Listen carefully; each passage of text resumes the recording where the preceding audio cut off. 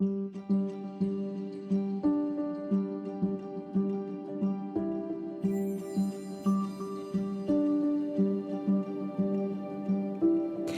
you ever experienced a God wink? You know, the kind of experience you know without a shadow of a doubt that God stepped in and gave you a big old wink from heaven. I'm your host, Cindy Spar, broadcasting from Office Evolution in Troy, Michigan. I am the founder of My Collective Network and My Christian Business Network, two amazing business networking organizations. I am a firm believer that there is power in sharing God wink stories. Think of it as a way for people to shine their light on Jesus, one wink at a time. In Matthew 5:14, it says, "You are the light of the world. A city set on a hill cannot be hidden. Nor do people light a lamp and put it under a basket, but on a stand, and it gives light to all in the house. In the same way, let your light shine before others, so that they may see your good works and give glory to your Father who is in heaven." Welcome back, listeners. This is Cindy Spar coming to you live from Office Evolution. I am here today with Greg Kirk, and guys, before we even recorded, Greg and I think we probably chatted for like 2 hours. It was so good. And so I have asked him to come on. He's got quite the story. I hope you got some Kleenex because it's quite the tearjerker, as well as the things that he has went through in his own personal life. But I just want to take a quick second just to share with you a little bit about Greg. He is a serial entrepreneur. So he's a business owner for the past 20 years. He has founded multiple startups. Most recently sold his physical therapy and rehabilitation business, which he owned and led for 15 years. Greg is now functioning as a small business consultant, working with owners and executives in the areas of leadership and culture development, growth consulting, brand strategy, and last but not least, talent acquisition. Greg, I am just so excited because I come from HR. So, Greg, you speak my language in so many ways. I love it. But welcome to the Godwink. Thank you very much. I appreciate you inviting me and being a guest on here. Yes, you got quite the story to tell. But before we dive in, other than what I just shared, tell our listeners a little bit about you. Sure. I don't know how far back you want me to go. But I can tell you that I graduated. I'm a local guy here in Michigan, was born and raised, went to school at Western Michigan University, and I actually graduated with an education degree. So some people are like, wow, what are you doing, in the whole physical therapy world? Fitness was always a passion of mine. And after, 4 years of teaching, I decided to kind of just do a pivot and, follow more of the fitness, health, and wellness field. And in doing that, I just kind of found a niche in the field of rehabilitation training, and from there worked at Rehabilitation Institute of Michigan, working with spinal cord injured clients.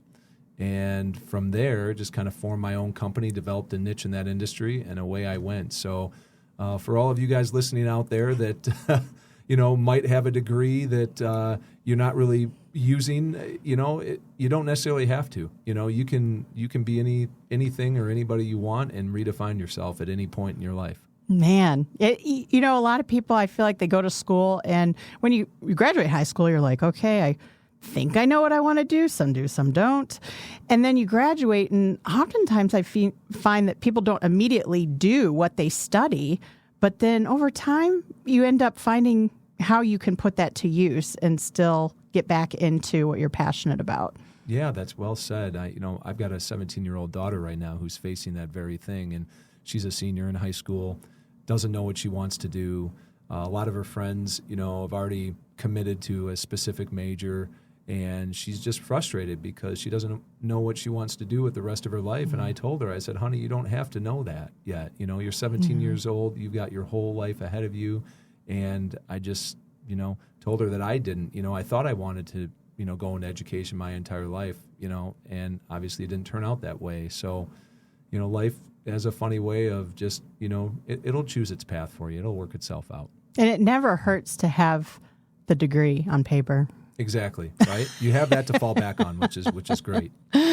Well, Greg, I would love for you to share a little bit about your family. Sure. You've had a lot of different things happen with your daughters, things like that. So just share with our listeners a little bit about your walk and what's happened with that health-wise. Sure. I know it can be a long story, so I'll try to condense it for you. But so I say I had 2 daughters, and the reason why I say had is because I lost one back in 2010. She was 12 weeks old to a heart condition. And due to that, I found out that I had the same heart condition. And, my daughter, who is 17 years old, also has the same heart condition. So this heart disease, it's called dilated cardiomyopathy.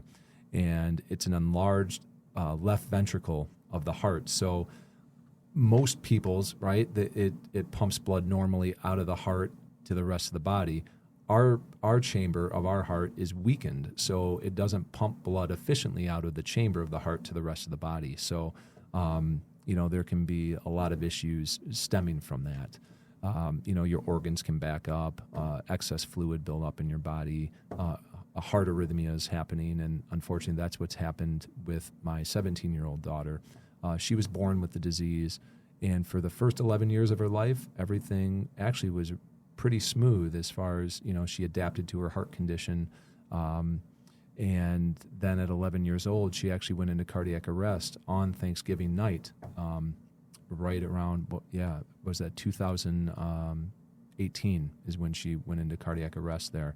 And unfortunately, she had to be shock paddled back, and, CPR was being performed by the first responders. And it was just such a whirlwind after that. My wife and I were just in complete shock at that night. And I just remember she woke up in the hospital not knowing what happened to her, and she was intubated at that time and couldn't speak to us. And she actually, her hands were restrained to the hospital bed so she wouldn't rip out the tube down her throat. And it just was so hard to try to explain everything that happened to an 11-year-old who didn't understand or didn't know what happened. So she actually ended up, we talked the nurses into, letting her hands be free, and as long as she promised not to rip the tube out of her throat, which she promised to do, and we were watching her carefully. But with that, she was able to write on paper, and she would write things like, "What happened to me? Am I going to die?"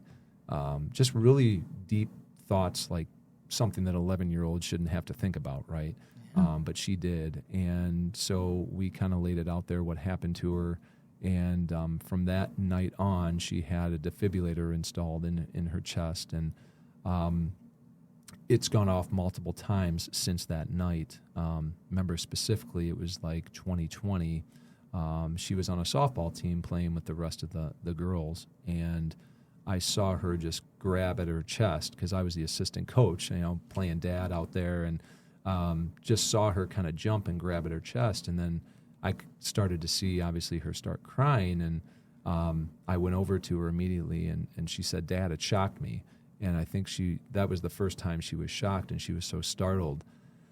And it started shocking her multiple times after that. It shocked her like a total of 12 times. And she was conscious for all of them. And so we, called 911. And by the time the ambulance got there, the shocks had stopped. But, further kind of research and study at the hospital, they figured out that, she was going into arrhythmias. And they were just, it was shocking her before it could go into a cardiac arrest episode. So, that was kind of the bout back in 2020, and she's had multiple other episodes since that, to the point where she's had a couple of ablations, and those really didn't end up working in the beginning, and then obviously talks of a heart transplant were being discussed, and that's where, kind of like we discussed earlier, by the grace of God, found another doctor down at Cleveland Clinic who does ventricular ablations on multiple patients. He's known kind of worldwide. He goes to conferences all over the world, speaks about ventricular ablations and that sort of thing. And so really just found this individual, came in to the hospital room, and just gave my daughter hope. I think that was the biggest thing, and told her that I think I'm going to be able to help you, and he did. And since he performed an ablation on Olivia in May, and knock on wood, since then, has not had any more episodes, and it's completely changed her life and our life as well. So just a matter of fact, the last checkup we had back in November, he told us that he thinks he's cured that area of the heart for the arrhythmia, and he doesn't think an arrhythmia will happen again, at least not for years from now. And that's just such a win for us, because we were at this point last year, it was happening monthly. Man. So, to go from not having any arrhythmias for the last 9 months, it's now she's driving. We don't have to worry as much about her at school, thinking, gosh, is this going to happen at school? The only thing, though, now we have to worry about is, a new driver, and her having her license, and even, the thoughts in the back of my mind, thinking, God forbid, have this happen behind the wheel of a car. Oh, yeah. And so that's something we've always been very conscious about. I know that somebody with seizures is kind of the same way. It's like once you have a seizure, or once you have a cardiac arrest episode, you have to wait 6 months before you can drive again. Wow. And you have to be free of those types of things again. So right now, we're just, allowing her to drive just very, to and from school, and kind of constricted places, at least just to get her feet on the ground. Well, I recall you telling me even how blessed it was that she was able to see that doctor. Can you share with our listeners a little bit about that process of you going to the doctor yourself? Yes. Yeah. So, and I'm sorry, it's just such a long story. I know I'm kind of, it's kind of choppy, but when there was talks about my daughter needing a heart transplant, I go down to Cleveland Clinic for my care once a year, and I've been doing that for the last 15 years. And the doctor that I have is just such a great individual. He's always very caring, and he's there to listen. And typically, especially in a place like Cleveland Clinic, how fast-paced it is, and they're probably just seeing patients one after another. But he always made time for me, and he does make time for me. So he just asked me a question like he normally does. How's your daughter doing? And I just told him she's not doing very well at this point, and all options have been exhausted, and the medical team at our local hospital is talking about enlisting her for a heart transplant. And that's just when he said that there's somebody I want you to meet. There's another doctor in my department who, is, in his opinion, the best in the world at ventricular ablations. And, they found him from Italy, and he came over to the United States and is working at Cleveland Clinic. And I think he used to work over on the East Coast in Boston. So just a world-renowned type of doctor, which is amazing that it's that close to right in our backyard, about 3 hours away. Yeah. And so, of course, I took him up on it, and I told him that, of course we need to go and see him. So that's what we did. And, thank God, because I think, I always think to myself, where would we be right now without that man in our lives? Mm-hmm. She could be having a new heart right now, Yeah. So, and I know you teeter-tottered. You were like, that's a big decision to put her on the transplant list. Right. And she had already had multiple ablations. So at this point, you were probably at a, pivotal point. And it wasn't easy to get into the guy. No. There was a lot of red tape. Matter of fact, it took like a few months just to get into him, just because he's got such a long waiting list of other patients that he needs to see. But the severity of this, combined with putting her on a heart transplant, we didn't have much time. So my doctor was able to go and talk to him personally and just say, look, I want to lay it out here for you to understand and know the situation. So once he did that, the other doctor said, okay, I will definitely see her and speed things up. So that was great that he did that, because if he did not, I think we'd probably still be waiting at this point. Yeah. Yeah. And he told you after he did the procedure that your daughter was like 1 in 10. Yeah. So out of the thousands of procedures that he has done for patients, when he was done with my daughter's ablation, he came out and talked to my wife and I, and you could see the look on his face, and I didn't know what to expect, but he just, he came up to us and he said, your daughter has a very, very rare condition. He goes, I've only seen this in 10 other patients. And, I could just feel the pit in my stomach kind of drop, because I at first didn't think it was going to be good news after hearing that. And he said the good news out of that is that 9 out of the 10 of those patients, the arrhythmias I've stopped the arrhythmias and they haven't come back. And he goes, the one that did, he goes, that's more of an outlier case. He goes, I wouldn't compare your daughters to that patient's. And he goes, I'd compare more of your daughter's function to the other 9, which he's like is great, because it hasn't, those arrhythmias haven't come back in those 9 patients. And he goes, the little data we have to track this so far, it's been anywhere from 2 to 5 years of arrhythmia-free life for those patients. So he goes, there's no reason why I don't believe that your daughter can't have the same. So he goes, I'm thinking that, this condition could be, maybe cured for her, or it's not going to come back at least 2 to 5 years right now. And he goes, if it does come back in another area of the heart, he goes, I can do another ablation on that area of the heart. He goes, I can, there's other technology out there that I can use. But he goes, just judging by the function of her actual heart, he goes, I don't think she's going to need a heart transplant. He goes, I think that will be sustainable enough to live a long life. He goes, we just have to get these arrhythmias under control. And the fact that he's like, I'm able to track too, right? Yeah. By the pace. Yeah, the defibrillator. Defibrillator. Yeah, which is really amazing. It's able, the doctors can track her arrhythmias, heartbeats, or whatnot anywhere in the world. And like I said, there's a lot of moving parts to this family story. But I also have the same heart disease. I have a defibrillator as well. My heart condition is better functioning than my daughter's. I don't have any signs or symptoms of my heart condition. So, matter of fact, I didn't even know I had it until I was 32 years old. And the only reason why I knew that is because my youngest daughter, like I mentioned, I think in the beginning, passed away from the heart disease. Unfortunately, she was 12 weeks old, and the time she was admitted into the hospital, just nothing went her way. Unfortunately, they ended up installing, it's called an LVAD, a left ventricular assistive device, and LVAD for short. And what it does is it acts as the left ventricle.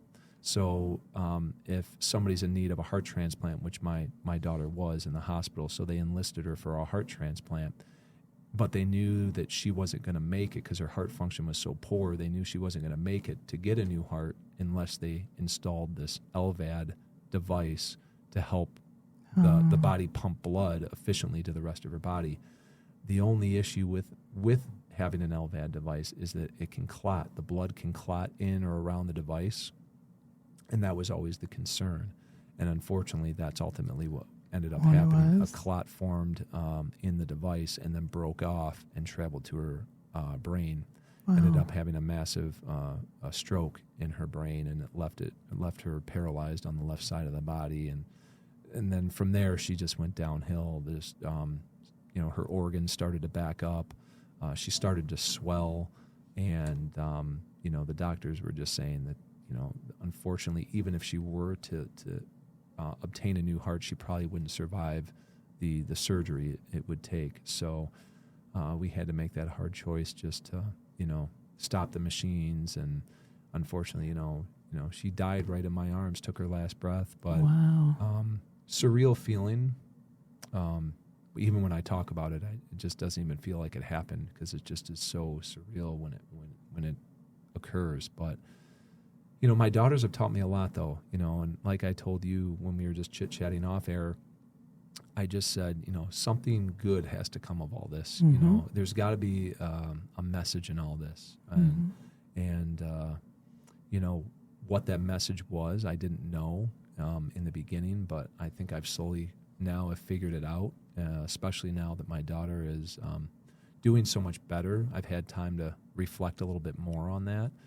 I don't think we'll ever be out of the woods because this condition doesn't allow that. There's no cure for it, but we have a a long enough clearing, I guess, in those woods right now to help us just kind of recollect our thoughts and move forward. So, Well, I loved hearing how you talk about what's the purpose, where does God show that there's something that good can come of this, of what you've experienced.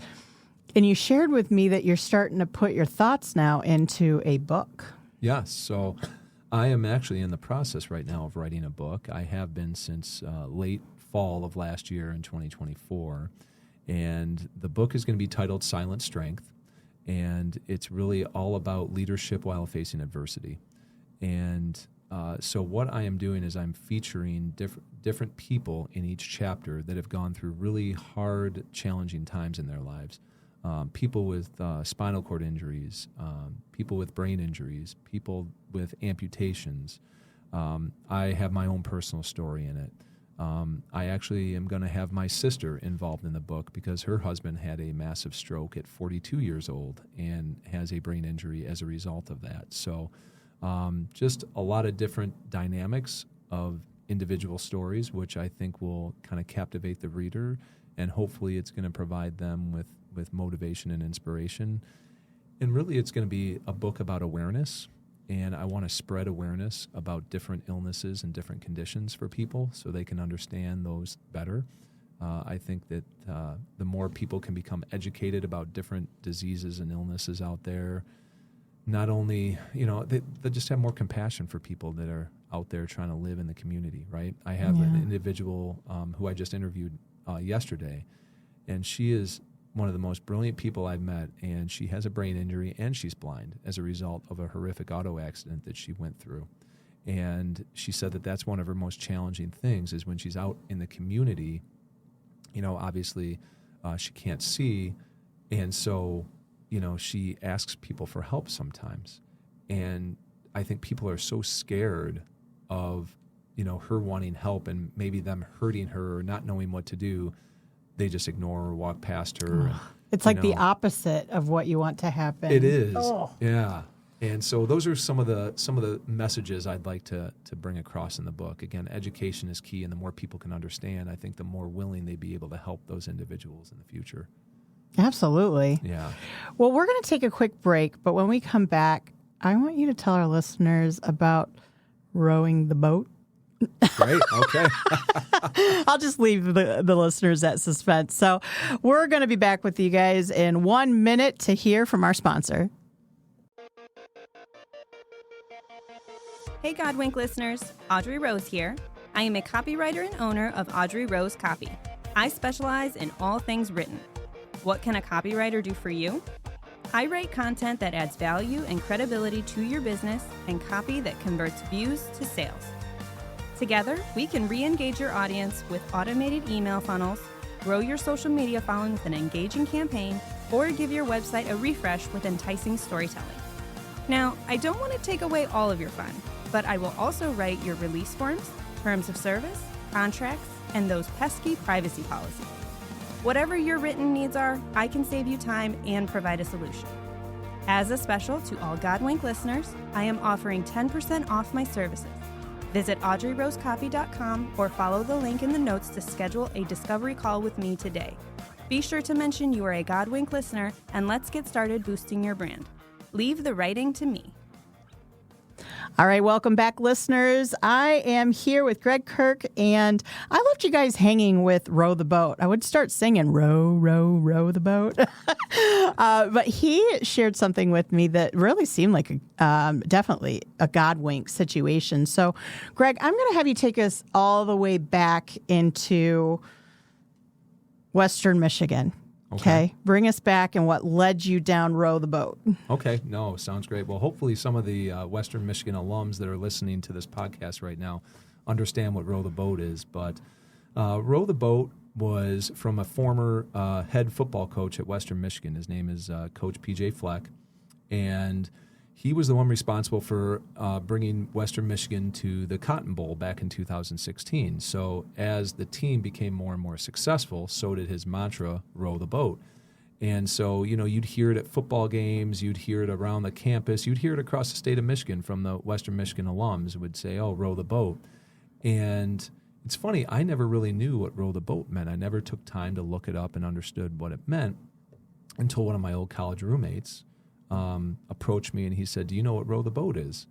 And do you know what it's all about? And I said, no, I don't. He goes, you out of anybody need to understand what that's about. So I took the time to research it a little bit and read about it. And so little did I find out that PJ Fleck lost a son to the same heart condition that my daughter has and my other daughter lost her life to. So the more I started reading, the whole mantra and what it stood for, I really got behind it. So much so that I wrote Coach Fleck a letter, and I just, told him how much I respected him on such a much higher level than just football, but all the things that he stood for off the field as well, because he's very involved with charities and whatnot.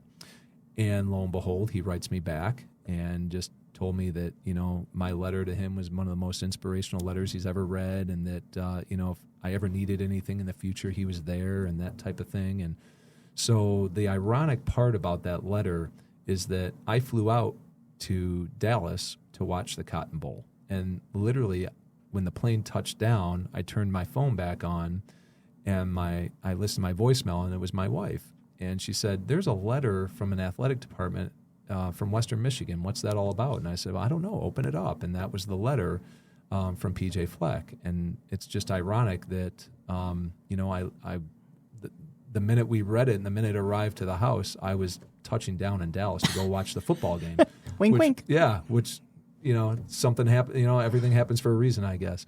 So from that point on, he actually, so after the Cotton Bowl, he got promoted and left Western Michigan and went on to go and where he coaches now at University of Minnesota. And he brought the mantra along with him. So now the whole University of Minnesota uses row the boat. And so I never got a chance to meet him in person at Western Michigan. So I wrote him another letter after his first year at Minnesota. And I just, again, told him, how happy I was for his success and how happy I was that he is now coaching at a Big Ten school. And I know that, that was kind of his dream, is to coach in the Big Ten. So he ended up writing me back again and said, how could I forget? I remember your first letter like it was yesterday. And he goes, we really should meet. When I come back to coach against Michigan State or U of M, we should meet.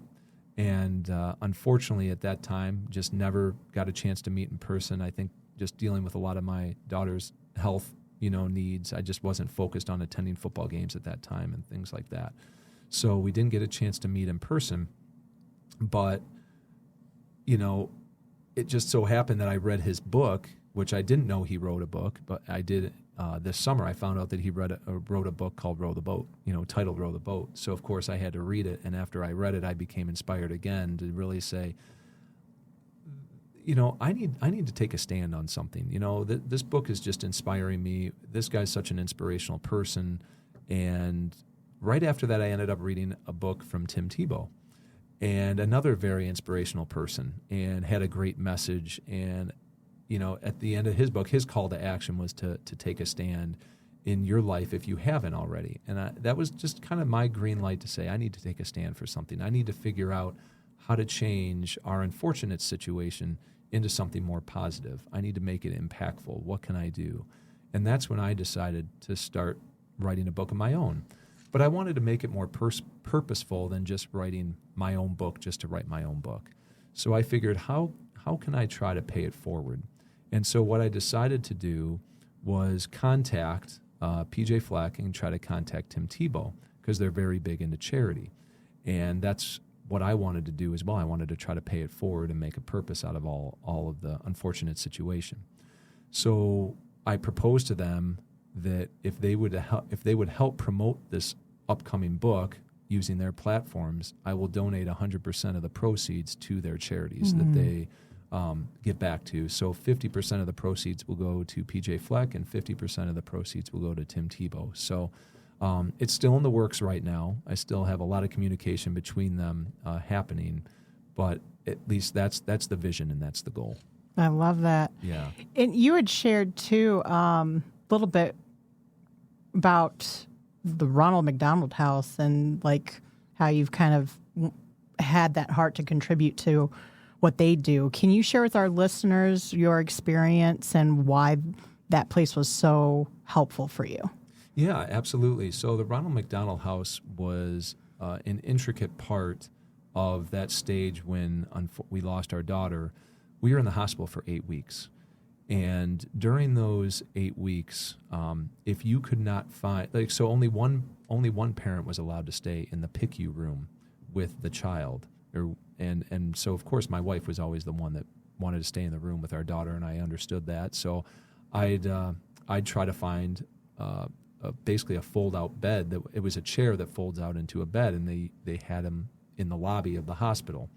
Only thing is there was only, I don't know, half a dozen of those types of chairs, but there were so many other parents in my same situation that needed to stay at the hospital overnight that it was like a race in the evening for these chairs, and if you didn't get one, you couldn't sleep. Literally, you had to sleep on the floor. You had to sit up against a wall. And so obviously going through that stressful of a situation, a good night's sleep was just, imperative. And when you didn't get it, it just made life that much harder. Mm-hmm. And so we were lucky enough to get a room at the Ronald McDonald House. A lot of times those rooms are, it's hard to get a room in those as well. But we were fortunate enough to get a room. And it just literally changed our stay there because you got to go back, get a good night's sleep, or as good of a night's sleep as you possibly could without worrying about your family. But so that's when I first originally found out how important the Ronald McDonald House was to different families going through similar situations like my family was. And so I always wanted to give back to that charity. Once we left the hospital, it was always very important to me. So ironically enough, when I researched more about PJ Fleck, I found out that one of the charities that he's so involved in is the Ronald McDonald House. Wow. So I thought, wow, how ironic is that? Just another thing. And so that is why, I want to contribute 50% of the proceeds to PJ Fleck's charity, which is Ronald McDonald House. Wow, that is such a great organization. I was telling you, I used to flip pancakes when I worked for Walgreens. That we would go in as volunteers and make breakfast, for the families and all of that. But to actually meet somebody that, went through and used those services. And it's amazing. Like you said, everything's volunteer. So people like yourself, Cindy, that go in and make pancakes. Or, you'd be amazed at what 50 cents does. 50 cents will buy a full bottle of shampoo and somebody's able to use that for a long time, Mm-hmm. So they were very resourceful. And I don't think a lot of people understand that. I know that a lot of my other family members didn't understand the Ronald McDonald House very well until we went through our situation. And then they figured out like how far 50 cents or a quarter will go. Yeah. And I think a lot of people might have that same rationale. They might be at McDonald's or whatnot, and they look at the donation jar, and they might think, I've only got a quarter, so what good is that going to do? But it actually does a lot of good. And I talked to the director at the Ronald McDonald House down in Detroit, and she was actually the one educating me on that, saying, if we could even just get a quarter from everybody, it would be amazing how far we could go with that money.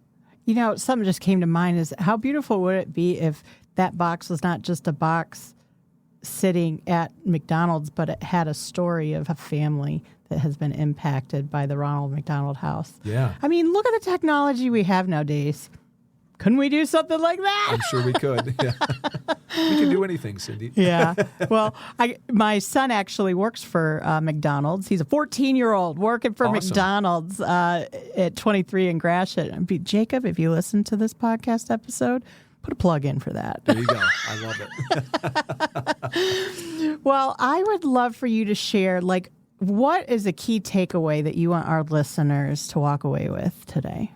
Wow, that's a great question because I think that there's so many. But one that I've always kind of followed and really thought about, especially after my daughter's passing at such a young age, at 12 weeks, and then I look at my other daughter and only being 17 years old and having the rest of her life to live, but yet she's come so far, even just, as a 17-year-old. She's gone through probably more than most 80-year-olds have, right? Mm. So really, I always look at it where it's not about the number of years that you have, but it's about how you spend those years that really count. And Amen. I think that is what it's all about. And Right. that's really kind of what I've hung my hat on too. And I am at 47 years old, and I look at some of the things I've accomplished and how much more I want to accomplish with my life. But that's why I'm doing more things like writing a book and really trying to push growing my company, because at the end of the day, I don't know how long I have to live here, but what I'm going to do is I'm going to make the days count that I'm living here. Yeah. So powerful. Yeah. Yeah, making every bit count and walking in your purpose. Right. I love that. Well, is there a particular scripture that resonates with you? You know what? So I was thinking that, and I'm going to be completely honest with you. I don't have one. That's fair. Yeah, I don't have one. Not that I don't believe in it by any means. I definitely do. Like I was telling you earlier, I do more praying and I talk to God and Jesus probably more than most people, just with all the stuff that I've gone through. But I've never really taken the time to read through the Bible and pick out a scripture or a quote, which now that you've reminded me of doing that, that would probably be a good practice to do. You watch now, something's going to come up where you're like, that thing keeps showing itself, the same scripture over and over and over again. But see, that's a message to me. It is. And that's, if I come across an experience like that, I take that as a message, and that is just God's plan. And so I'd be a fool to pass that up. Right. Yeah. Well, if our listeners wanted to connect with you, how would they go about doing it? Absolutely. I think there's a few ways you can connect with me. One is social media. If you want to look up brand awareness on Facebook, LinkedIn, Instagram, you can find me there, or search my name, Greg Kirk. My website at www.beawareness.com is another way, or my email, info@beawareness.com, if you guys want to send an email as well. Well, thank you, Greg, so much for being on the God Wink today. Your story is such an inspiration, and knowing that you are taking your experiences and making it purposeful through your book. I cannot wait for your book to launch when it does. Right, when it does. It seems like one of those things that just take forever to, finally complete. It'll be well worth it. And listeners, just so you know, it is not an easy thing to do. To fit everything into how many pages? 100? 150 pages.